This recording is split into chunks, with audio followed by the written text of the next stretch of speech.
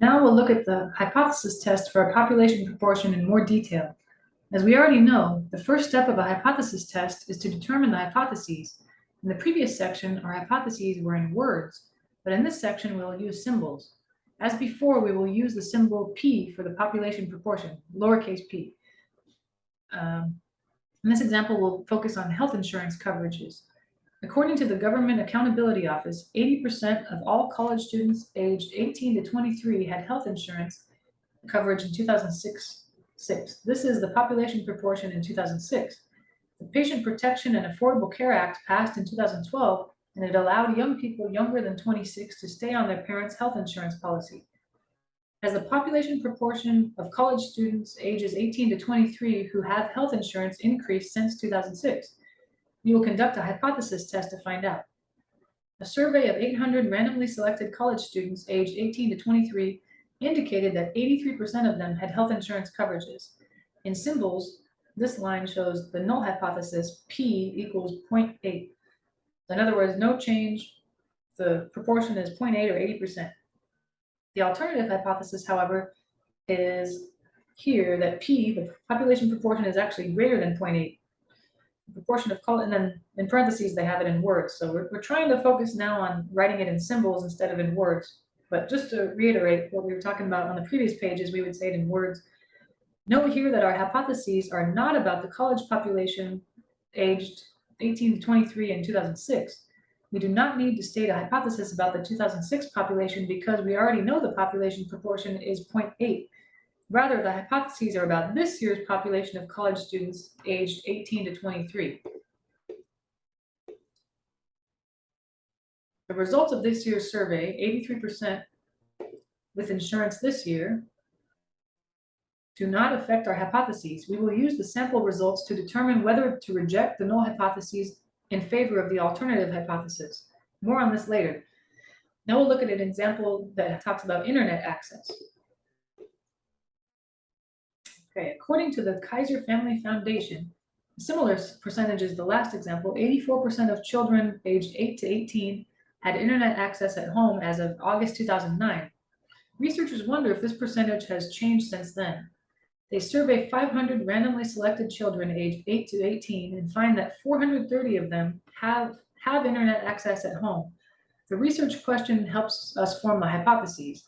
The null hypothesis would be that P, the population proportion, is exactly 0.084.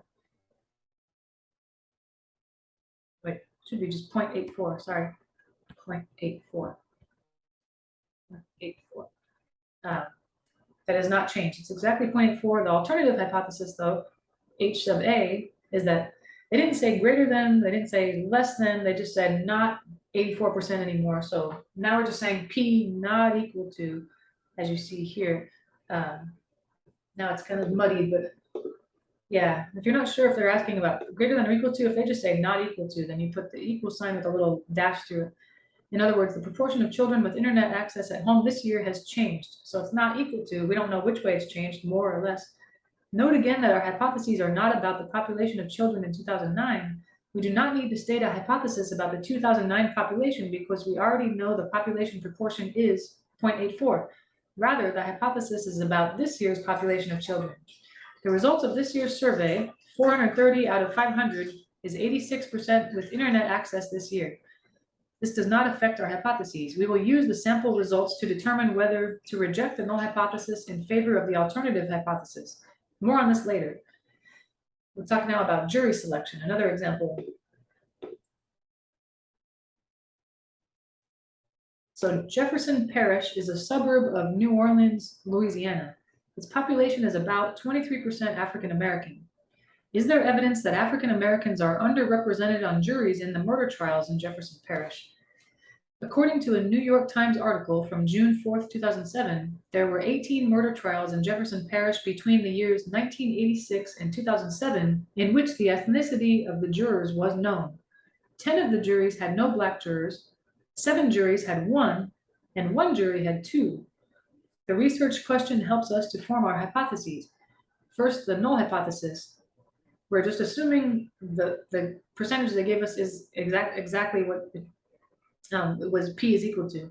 No difference. The proportion of African Americans on juries in murder trials is the same as the proportion of African Americans in the population.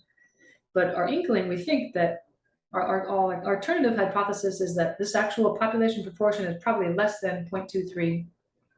In other words, the proportion of African Americans on juries in murder trials is less than the proportion of African Americans in the population. Now we'll summarize the hypotheses. Okay, as a reminder, the null hypothesis is always a statement of equality.